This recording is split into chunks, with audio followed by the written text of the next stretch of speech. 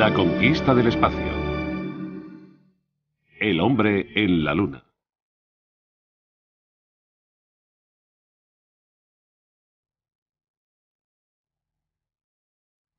Estados Unidos mantuvo la promesa a su presidente fallecido y se convirtió en la primera nación que llevó humanos a la superficie de la luna. Su único rival había sido la Unión Soviética. Los rusos también tenían las capacidades técnicas para tal operación, pero parecía que era el destino, y no un mal plan o un mal trabajo, lo que hacía que fallaran en sus intentos. Los soviéticos habían rodeado la Luna con una cápsula Son que había regresado, pero una serie de fallos en el lanzamiento de los vehículos había echado por tierra sus esfuerzos. Estados Unidos también había tenido fallos técnicos y trágicas pérdidas, pero siguieron en la carrera diligentes y centrados. El vehículo lunar del Apolo 11, llamado Eagle, en el que volaban Neil Armstrong y Buzz Aldrin, se posó en la superficie lunar el 20 de julio de 1969. 30 feet, 2.5 down. Straight shadow. 4 forward. 4 forward. Drift into the right a little. 20. Down a half. 30 seconds. Forward. Just. Good. Okay. Contact light. Okay, engine stop. Houston, Tranquility Base here. The Eagle has landed. Roger, Tranquility. We copy you on the ground. You got a bunch of guys about to turn blue. We're breathing again. Thanks a lot. El Eagle permaneció en la superficie de la Luna un poco más de 21 horas y media. That's one small step for man.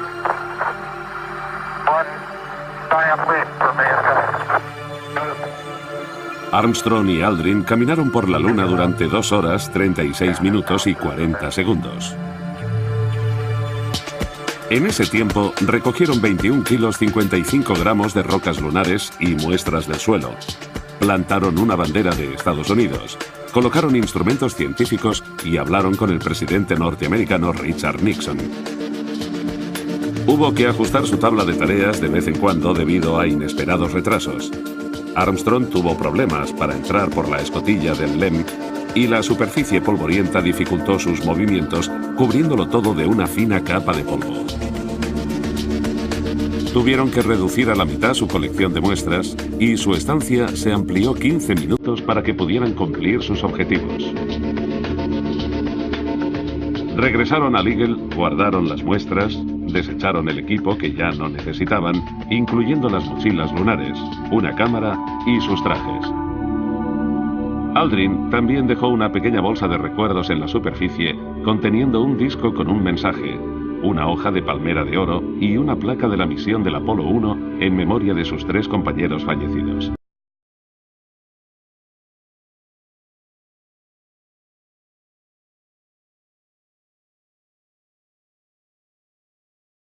Roto que accidentalmente había estropeado Aldrin.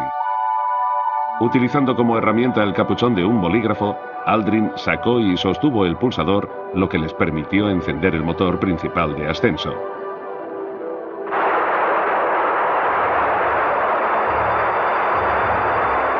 Beautiful.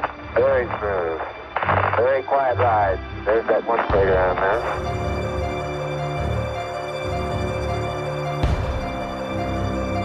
1,000 feet high, 80 feet per second vertical rise. Desgraciadamente, los astronautas habían plantado la bandera norteamericana demasiado cerca del LEM y se quemó con el calor del escape del cohete. Misiones posteriores plantaron sus banderas mucho más lejos. La etapa superior del Eagle despegó y devolvió a los hombres a la órbita.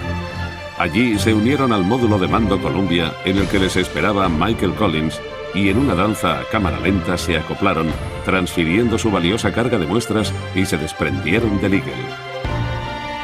Con el motor principal encendido, los 3 intrépidos volvían a casa. La cápsula del módulo de mando del Apolo 11 amerizó en medio del Océano Pacífico a 380 kilómetros al sur del atolón de Johnson y fue recogida por el USS Hornet 1 hora después.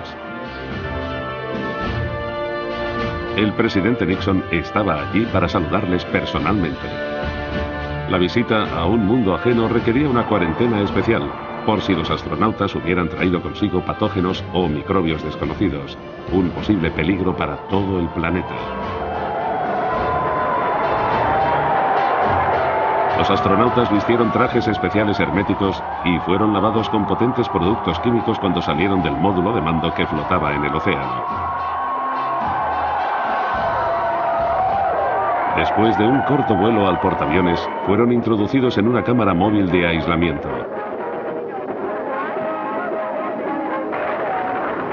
Estuvieron en estricta cuarentena hasta que llegaron a Estados Unidos y al Laboratorio de Recepción Lunar de Houston.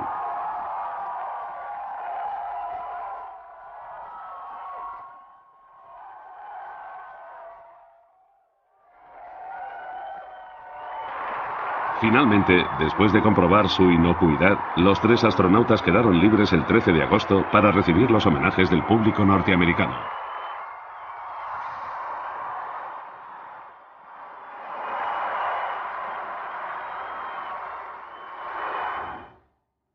En Los Ángeles tuvo lugar una cena de Estado con la asistencia de los representantes de 83 naciones, en la que los 3 astronautas fueron condecorados con la Medalla Presidencial de la Libertad.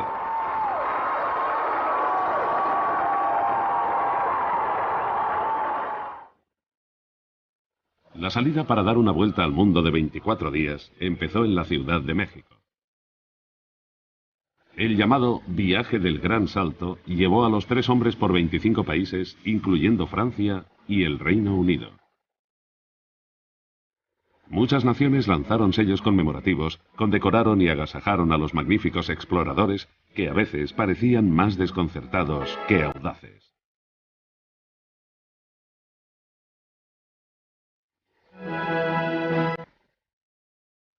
En San Luis, en la 27ª Convención Mundial de Ciencia Ficción, los 3 hombres fueron recompensados con el premio Hugo por el mejor alunizaje de todos los tiempos.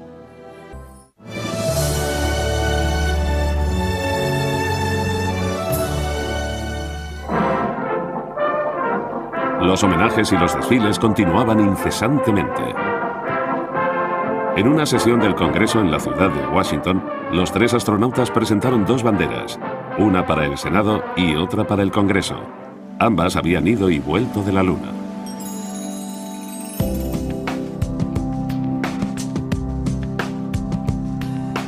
Ninguno de los 3 astronautas volvió a volar al espacio. Buzz Aldrin abandonó la NASA en 1972 y volvió a la Fuerza Aérea para ocupar un alto cargo administrativo. Sufrió de depresión y alcoholismo, pero rehizo su vida con un tercer matrimonio y continuó promoviendo los viajes espaciales tripulados. A Michael Collins se le asignó un puesto en la Administración Aérea y en el Museo del Espacio, en el Smithsonian, y más tarde pasó a la empresa privada de la industria aeroespacial. Armstrong fue destinado al departamento administrativo en la NASA, pero renunció en 1971. Siguió su vocación de siempre, la ingeniería, y ejerció como profesor de ingeniería aeronáutica en varias universidades. También estuvo en diversas compañías como director y como portavoz de algunas de ellas. Armstrong sería requerido unos años más tarde por la NASA para que aportara su experiencia y sus conocimientos de ingeniería en la investigación de 2 accidentes. En 1969, Norteamérica se lanzó a una guerra impopular y de desgaste en Asia. El pueblo y en particular el gobierno de Estados Unidos estaban entusiasmados con el programa espacial y sus avances, pero desgraciadamente duró poco. Se había llegado a la cima, se había alcanzado el objetivo, pero a pesar del gran logro, decreció el interés del público y rápidamente se interesó por otro tema. La conquista del espacio por los superpoderes parecía haber anulado otros intentos de explorar el espacio. Aunque los soviéticos habían lanzado el primer satélite en 1957, el Sputnik, y los estadounidenses el Explorer 1 en 1958, otras naciones habían trabajado para lanzar sus propios vehículos y satélites. Canadá lanzó su satélite Alouette 1 el 29 de septiembre de 1962 a bordo de un cohete norteamericano, Thor Agena B, desde la base de la Fuerza Aérea de Vandenberg. Francia se convirtió en la tercera nación independiente que lanzaba con éxito su satélite Asterix a bordo de un cohete Diamant que despegó desde Argelia el 26 de noviembre de 1965. Poco después, utilizando un pequeño cohete sonda, el Scout B, Italia lanzó su primer satélite San Marco II desde la plataforma de San Marco, en la costa de Kenia. Australia había desarrollado su propia base de cohetes, Boomerang Rocket, y propulsado por un cohete norteamericano Redstone, puso en órbita su BRISAT el 29 de noviembre de 1967. El Reino Unido desarrolló su misil balístico Black Arrow, que lanzó desde Boomerang, y también con éxito su satélite Próspero X3 el 28 de octubre de 1971. Anteriormente, en abril de 1970, la República Popular de China disparó su cohete Largo Camino desde el centro Yuhuan de lanzamiento de satélites, poniendo en órbita su satélite Dongfang Hong 1. Una de las primeras naciones que ya en 1955 inició la investigación de cohetes espaciales fue Japón. El Instituto de Ciencias Industriales de la Universidad de Tokio lanzó su primer Pencil Rocket desde Kobukuni, Tokio. Al mismo tiempo, se formó el Laboratorio Espacial Nacional adjunto al departamento del primer ministro. Más tarde, el centro Akita de pruebas de cohetes se estableció en la playa de Michikawa, en la prefectura de Akita. Allí se hicieron muchos lanzamientos de pruebas de cohetes Pencil y Baby. Los alemanes tenían a von Braun, Norteamérica a Goddard y Rusia a Korolev. Japón tenía al profesor Hideo Itokawa. Después de la Segunda Guerra Mundial, Japón empezaba de cero en la investigación de cohetes. Los estudios y los desarrollos anteriores habían sido destruidos por los diseñadores ante el temor de ser acusados de crímenes de guerra o desaprobados por las fuerzas aliadas. Cuando era niño, Itokawa había presenciado las acrobacias de un avión norteamericano que despertó en él un gran interés por los vuelos, su vocación por la ingeniería aeronáutica y el diseño de aviones. Después de la guerra, se prohibió a Japón la investigación de cualquier tipo de armas e Itokawa se dedicó al estudio de la ingeniería médica y acústica en Estados Unidos, donde escribió un libro sobre medicina espacial. Volvió a Japón entusiasmado con la idea de investigar en la práctica los vuelos espaciales. Con su entusiasmo, consiguió el apoyo de la universidad y la industria.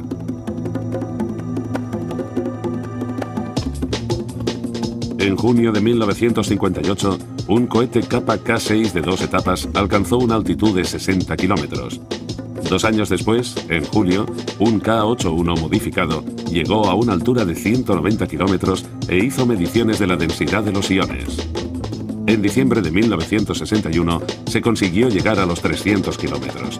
Nuevamente, los detectores de a bordo registraron la densidad de electrones y la temperatura. En 1964, Japón lanzó su primer satélite meteorológico de observación, el MT-135-1. En 1967, un cohete L3H3 alcanzó una altitud de 2.150 kilómetros. En 1969 se formó el NASDA, con sede central en el Centro Espacial Tanegashi, absorbiendo otras ramas de investigación y estaciones de rastreo. El 11 de febrero de 1970, Japón se unió al pequeño pero creciente club de naciones capaces de viajar al espacio. El satélite Osumi consiguió con éxito situarse en órbita. Su naciente industria electrónica y su floreciente economía convertirían a Japón en un miembro clave de los proyectos futuros de los vuelos espaciales no tripulados.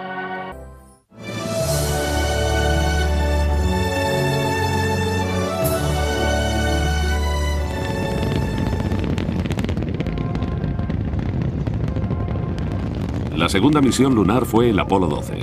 El comandante Charles Conrad hijo, el comandante piloto del módulo Richard Gordon hijo y el piloto del módulo lunar Alan Bean despegaron en noviembre de 1969 durante una tormenta. A los 30 segundos de vuelo, el Apolo 12 fue alcanzado por un rayo que interrumpió momentáneamente la electricidad, las comunicaciones y la telemetría. Cuando se reanudó el contacto con el control de tierra, se comprobó que la telemetría de los cohetes estaba inutilizada y era inservible. Era inminente el aborto de la misión. Sin embargo, un controlador recordó un procedimiento y sugirió al astronauta Alan Bean que intentara pasar el SCE a modo auxiliar. Era un interruptor desconocido en un panel secundario del que casi nadie conocía la función. Bean lo hizo y se solucionó el problema, evitando el segundo fracaso de la misión. Su viaje hacia el mar de las tormentas continuó sin sobresaltos. Una vez en órbita, el módulo lunar se desprendió y descendió hacia la superficie. Aunque el del Apolo 11 había sido un evento con tensiones y problemas, el segundo descenso fue mucho más tranquilo. Roger, copy, P-64. There it is. There it is. Son of a gun, right down the middle of the road. Outstanding. 42 degrees, Pete. Coming down at 2, Pete. You got plenty of gas, dude. Hang in there. 30 seconds. 18 feet. Coming down at 2. He's got it made. Come on in there. 24 feet. Contact light. Roger, copy, contact. Rock. Pro. Yeah, pro. Okay. Inform off. Okay. And cycle these valves. You got your spinning command override off. Yep. La nave no alunizó en el sitio señalado, un lugar que Conrad llamó el aparcamiento de Pete. Sin embargo, fue otro alunizaje suave conseguido con éxito. El sentimiento al descender por la escalerilla del LEM fue distinto, y Conrad, con una estatura bastante menor que la de Armstrong, se refirió a la famosa frase de Armstrong.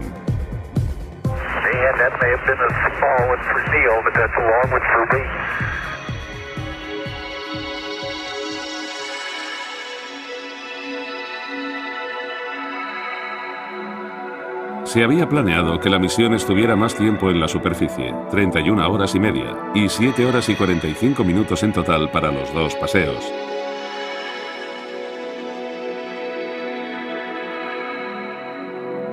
Para mejorar la calidad de las imágenes televisadas, la NASA había previsto esta vez una cámara de televisión en color de alta resolución para las operaciones en la superficie.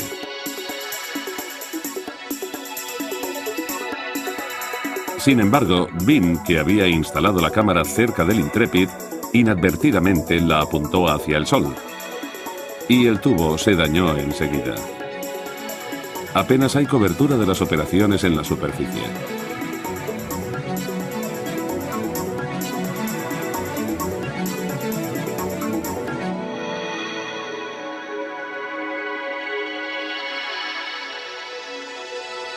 El mar de las tormentas era un lugar de alunizaje común a las naves anteriores.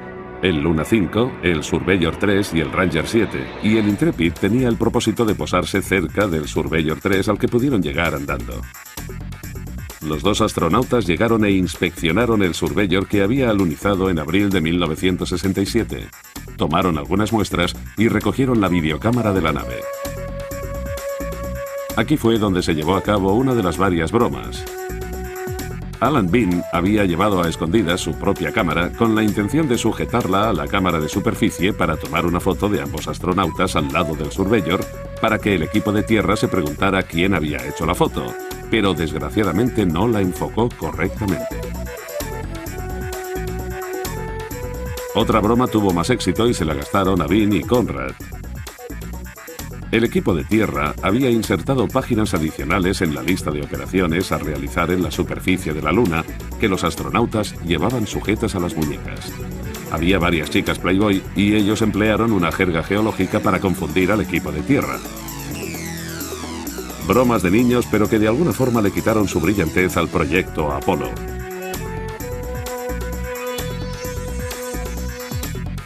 En la Tierra hubo quejas a las cadenas de televisión porque se interrumpió la emisión en directo del lanzamiento del Apolo 12. A veces la fama dura poco. El Apolo 12 completó sus objetivos, colocó varios instrumentos para experimentos en la Luna y recogió muestras con un peso de 34 kilos. Antes de abandonar la Luna, Bean dejó las alas de piloto del astronauta Clifton Williams, fallecido en un entrenamiento. También dejó varios rollos de película veladas accidentalmente. ¿Tuvo algo que ver la lista de tareas de su muñeca?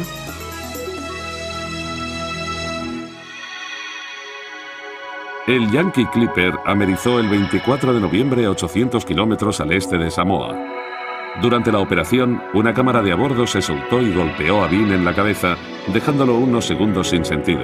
Tuvieron que ponerle 6 puntos.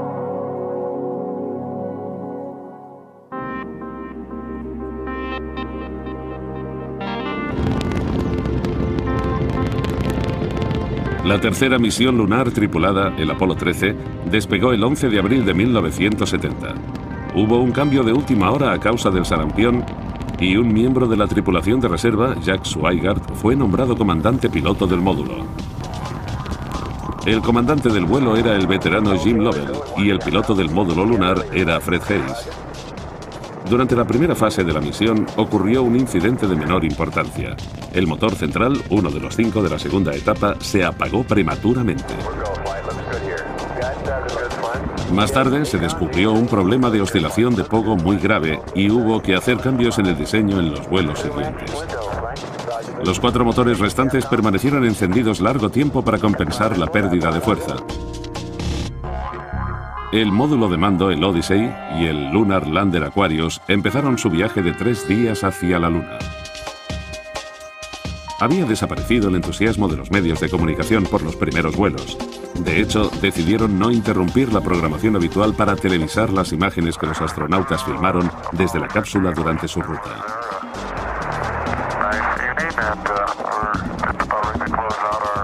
La última noche se produjo un cambio en el centro de mando cuando la tripulación iba a tomarse unas horas de descanso.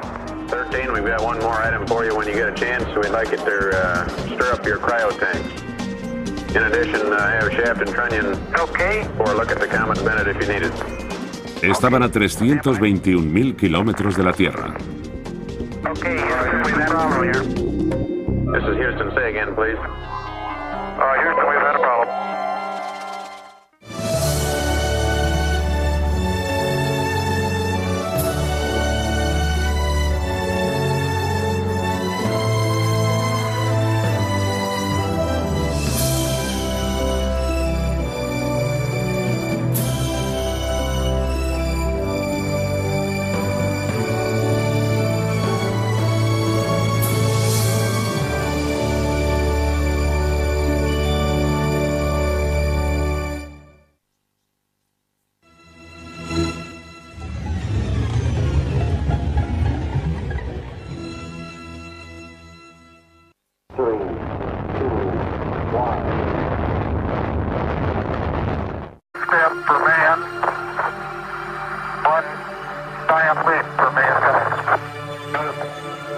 Armstrong y Aldrin caminaron por la Luna durante 2 horas, 36 minutos y 40 segundos.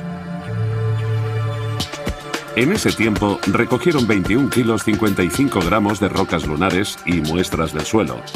Plantaron una bandera de Estados Unidos, colocaron instrumentos científicos y hablaron con el presidente norteamericano Richard Nixon. Hubo que ajustar su tabla de tareas de vez en cuando debido a inesperados retrasos. Armstrong tuvo problemas para entrar por la escotilla del LEM y la superficie polvorienta dificultó sus movimientos, cubriéndolo todo de una fina capa de polvo.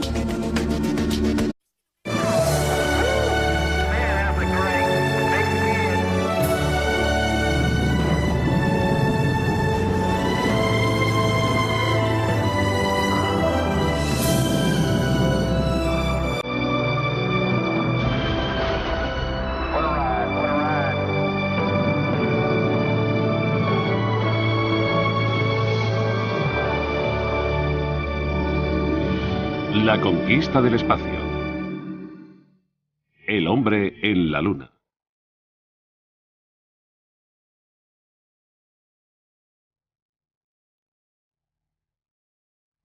Estados Unidos mantuvo la promesa a su presidente fallecido y se convirtió en la primera nación que llevó.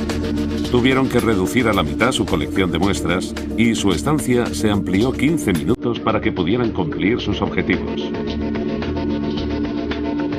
Regresaron al Eagle, guardaron las muestras, desecharon el equipo que ya no necesitaban, incluyendo las mochilas lunares, una cámara y sus trajes. Aldrin también dejó una pequeña bolsa de recuerdos en la superficie conteniendo un disco con un mensaje. una hoja de palmera de oro y una placa de la misión del Apolo 1 en memoria de sus 3 compañeros fallecidos.